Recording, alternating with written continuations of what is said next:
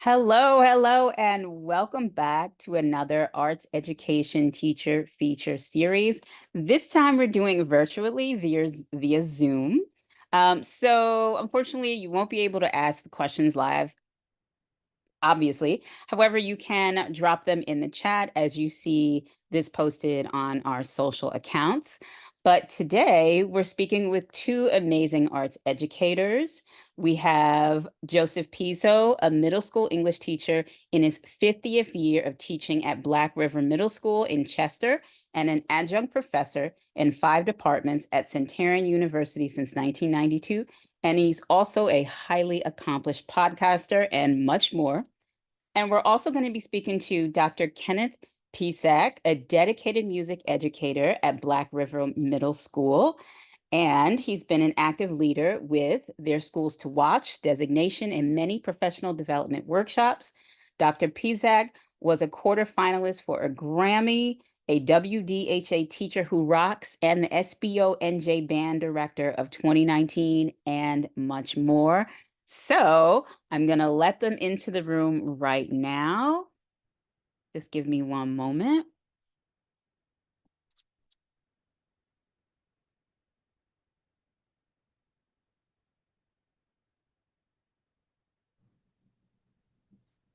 Got Hello. me? Yes, welcome, Kenneth. I think we're just waiting for Joe to connect the audio. He should be on in 1 second. And there we go. It's connected. Hi, Joe. Can you hear me? Yes, can you hear me? Yes, I can. Welcome, welcome. So before you both came in the room, I did a little bit of an intro for our virtual audience who will be watching us at a later date. And welcome. Thank you both for being here. So we're just going to jump right in with our general first question. Whoever wants to take it, just share. I did a super brief intro. It does not in any way really dive deep into who you both are, like mile-long accomplishments and then some. So tell me a bit about yourself, whoever wants to take it away. I'll let Ken go on this one. All right, that sounds good. Well, my first phase of my professional career was as a musician. I was a professional percussionist and played all over the place and loved contemporary music. I've always had my hands in education since grad school, and they made me teach the grad students as part of my teaching assistantship. And so I taught at the university level and the private level for the past 34 years. My second phase has been in public school for the last 23 years, and it's been a great journey as a middle school band teacher, and it still is a fantastic journey to be on. And my third phase of life has been with Joe, where we do a lot of presentations around the country, maybe for the past 14, 15 years, inspiring hopefully future teachers and current teachers on trends that we find exciting and stuff like that, and teaching stuff like that. So I also love camping. I'm a big camper. I love the outdoors. I think the outdoors is very soothing and cleansing. As a matter of fact, it's always my first trip right after school ends is to go to Vermont and just sit and relax. And so do some hiking, just sit and cook outside and listen to the birds and trees and maybe a couple bears. I absolutely love that. That is absolutely the way to relax after a long year of teaching. Thank you for that. Joe, share with the audience a bit about yourself. Sure. As a kid, I wanted to be a baseball player. I was going to replace Mickey Mantle in center field for the Yankees. That never worked out. I also wanted to be a broadcaster, but I was too shy. And I became a teacher because I helped some students out in a math class that I was taking, and I found that it really felt good. And 50 years later, I'm still doing this. Awesome. I've taught at 3 colleges, Centenary University, I'm at now. Taught at Union County College, did that for 20 years on Saturdays. And I taught at the College of St. Elizabeth in the Graduate School of Education. I'm proud to say that in 2018, I was named the AMLE Educator of the Year. It's the Association for Middle Level Educators, and that's a national award. I've also received some state awards. I'm a member of the WWR TV Channel 9's A Plus for Teachers Hall of Fame that was broadcast all over the world. And I'm on a whole bunch of committees, more than I can begin to name. But Arts Ed New Jersey is a group that I work with as well, as you know. And I'm a writer, I'm a podcaster, I'm a poet, and I just had a poem published. So I'm very proud of that. Wow. That's incredible. I know you can go on and on still. I just want to let the audience know the multi-dimensional talent that we have here in this video today is truly incredible. Thank you both for being here. So let's move on to our next question. If you both could share a bit about your teaching philosophy, like what are the key elements to effective teaching that you would like to highlight for those watching today? All right. Well, I think the first and most important thing in teaching is to realize that you teach life. And we're teaching life to children, no matter what your discipline is, whatever your passion is, you're teaching life through that passion, and that we're teaching humans. And I think that's the most important thing to always keep in mind, because in the classroom, they're going to push our buttons. They're going to challenge us. They're going to frustrate us. We always have to remember that they're really trusting us to give them the guidance to develop into great thinkers, great human beings. Joe, you have another one? We can go back and forth. Maybe we just hit like 10 things quickly. Yeah, that'd be great. Uh, I think that we need to teach ideas rather than content. And I know Ken and I say this all the time. We go out on workshops. We really need to engage and motivate the kids, because not only do we need to put a little fun into the learning, but it should be hands-on. It shouldn't be worksheets. It shouldn't be lecture completely.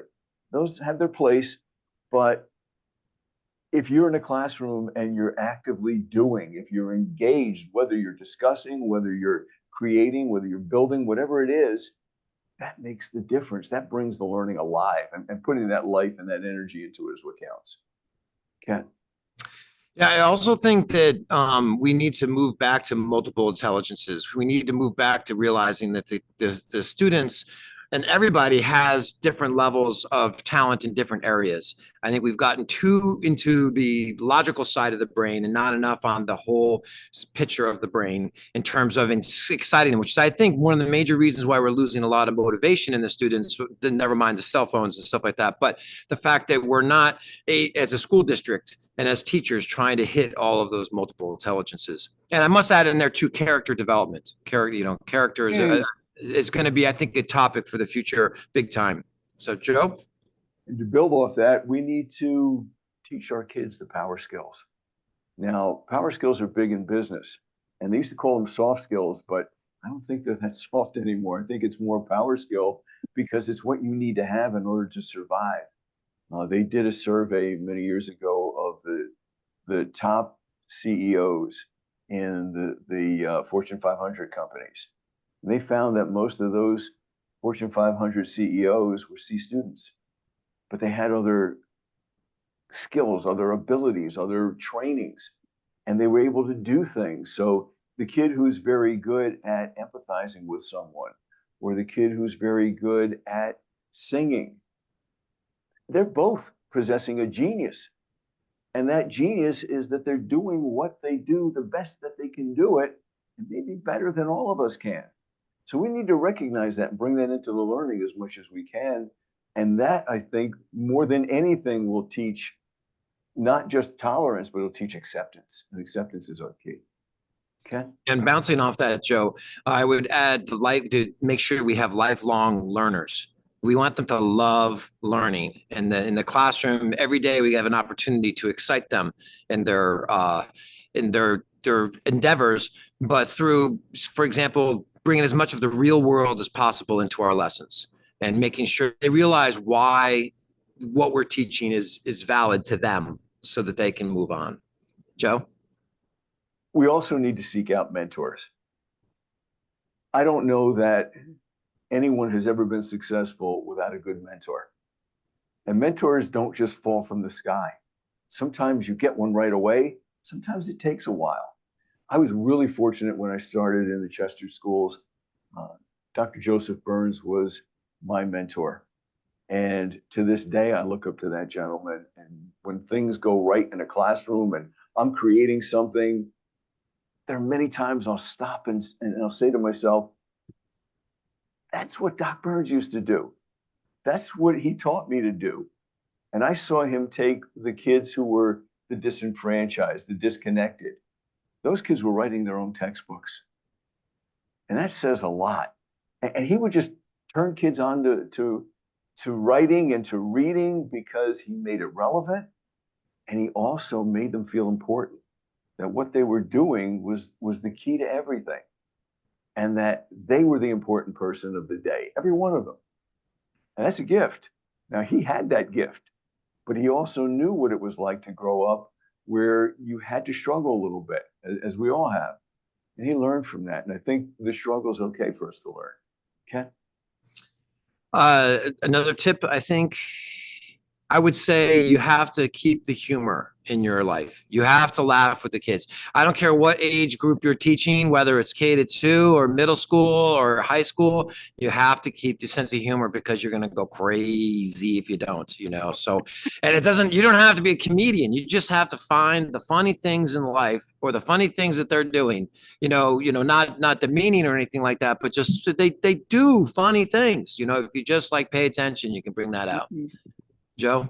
It also lightens the mood a little bit. And boy, do we need to do that more often in the classroom.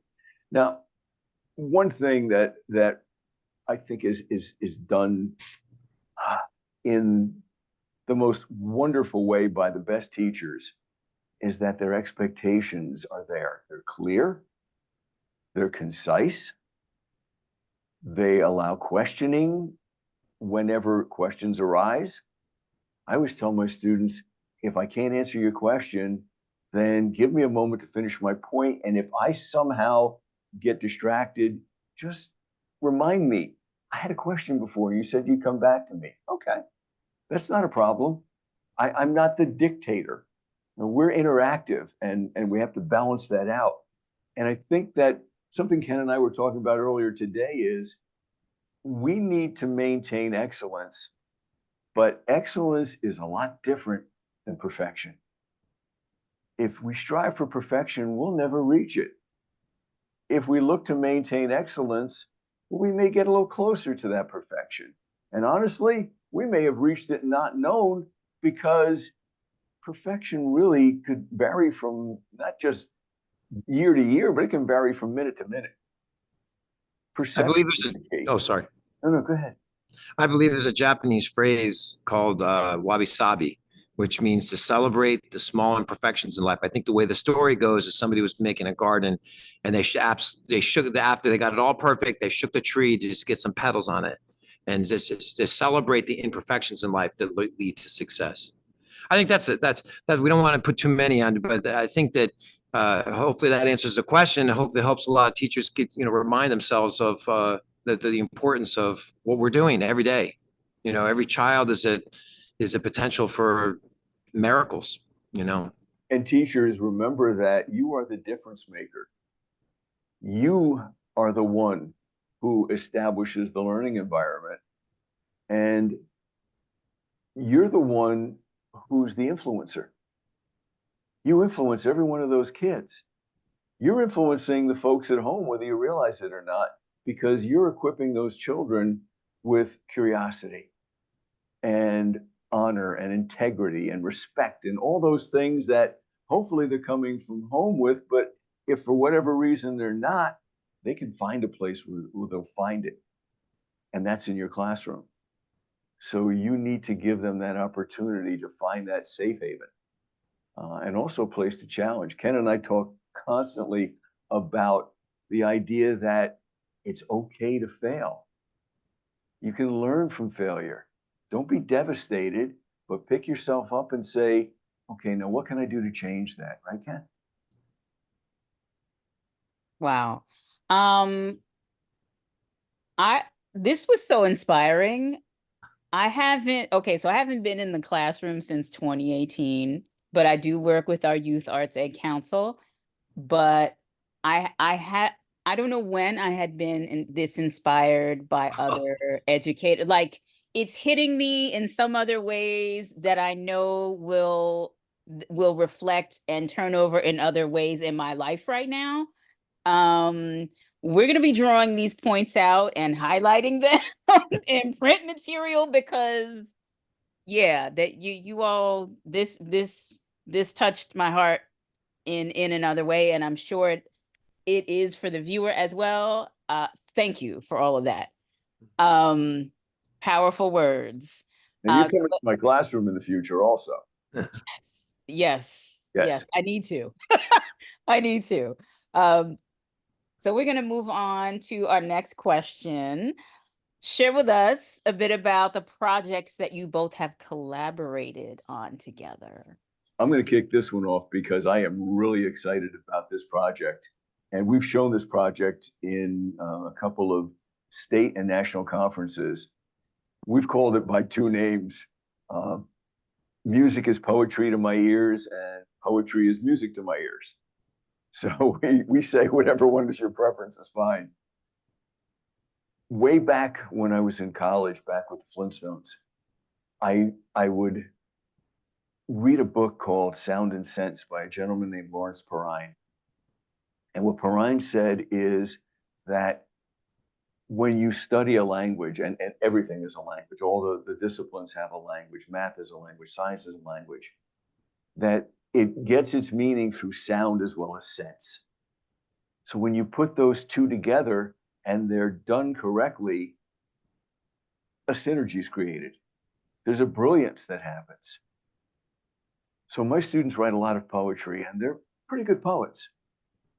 Ken does unbelievable things in his instrumental groups with his band and his jazz band, and just I look at this man and I sit back and say, wow, I hope I'm half as good as this. I mean, he is a tremendous, tremendous educator. I learn from every day. So we decided that we wanted to put the poetry and the music together. And he found a program online where the kids could make music electronically. And so I had them write poetry. He had them create the music electronically to fit the poetry. Hmm. And I can tell you the result was amazing. Now, even more than the music going with the poetry and creating a synergy that was like an energetic explosion, the key to me was there was a young lady in my class, 7th grade, who came from one of the Asian countries. She was not very fluent in English yet. She was still learning. She was shy. When this project finished, and she was a major part of the project, in her little group, she was one of the leaders. I saw a different person. Mm. She volunteered more in the class. She had a confidence now that was there, but now was able to escape. And she was able to use it to the point where this year in the hallway, I see her and we have conversations. And that to me is tremendous growth. And that happens through program, and it happens through opportunity. Yeah. Okay.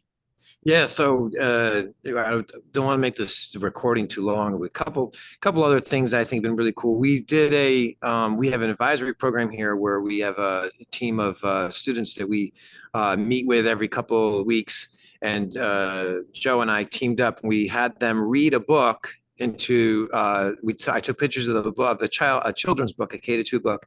And I think the first one was Runaway AP, and then this year we did No Snowball.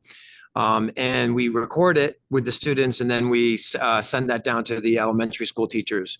My wife's a librarian, and she did a whole unit on like sequels, and the kids loved it because they got to hear all these middle school kids speak, and we talked to them about the performance of it. We talked to them about how they had to use their voice. It was a lot of good projects.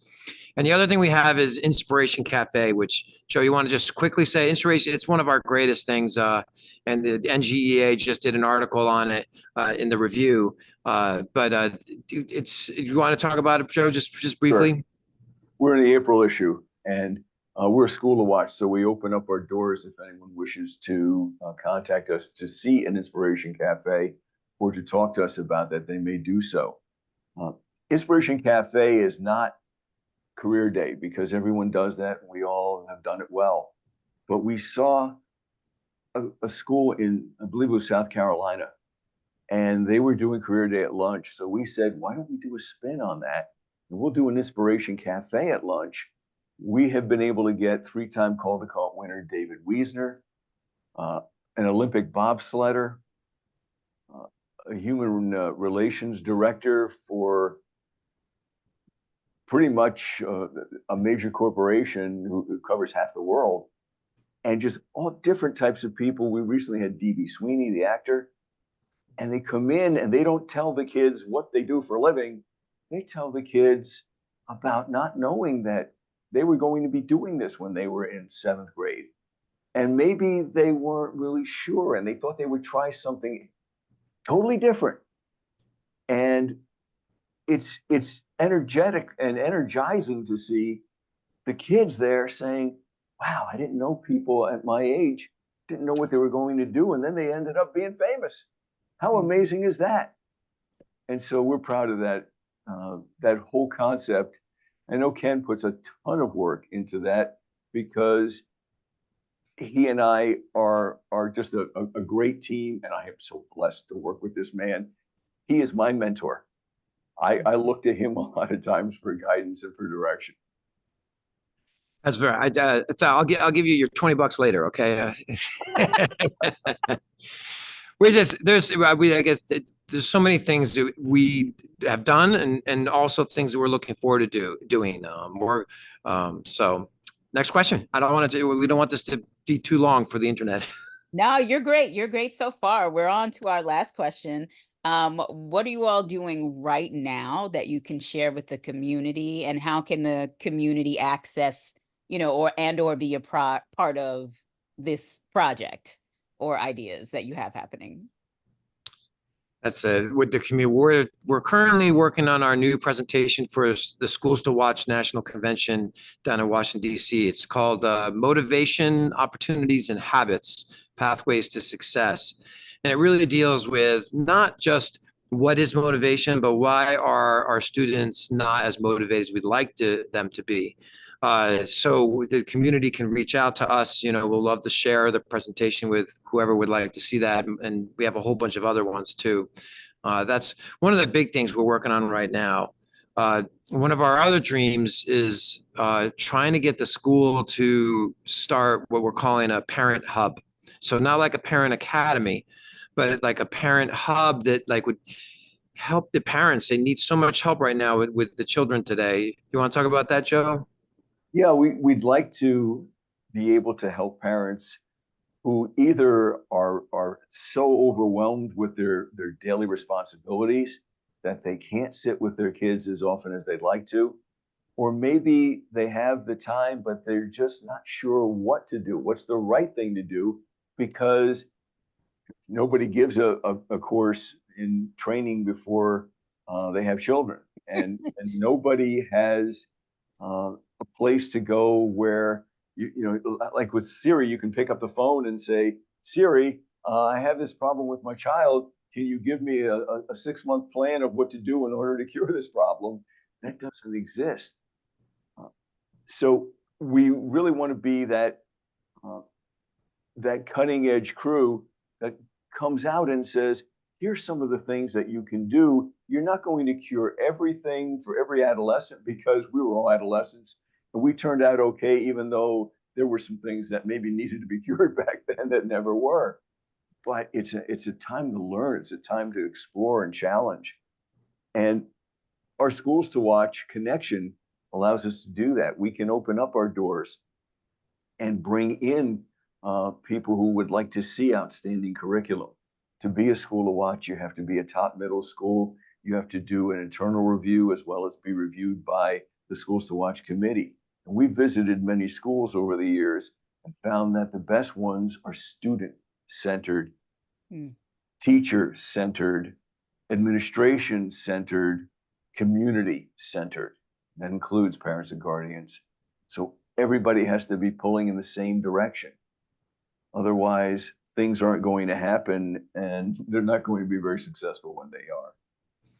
It's a challenging world right now for everybody, for the parents. You know, what's happening with the brains of the children now, and what's happening with our lives, with our different pressures of just buying a house or paying for your student loans or stuff like that. It's hard to also throw on there, oh, by the way, you got to raise this child. And sometimes what's happening is the parents, they love their children so much, but they don't know that they've missed opportunities in the brain for development. They don't know that, like, certain discipline techniques to use, because our society is so spread out now. We're not the Waltons, if anybody understands that show from a long time ago, or Little House on the Prairie. We're very spread out. And so we, as a community, we got to really, I think, come together more, especially as a school district, and help people out. And just as schools to watch, like Joe was saying, we really love working with other schools and learning from them, because nobody has it all together. You're either in the circle of greatness or you're not. And we want to constantly try to, pull us closer to the center of the circle, and also bring people in with us.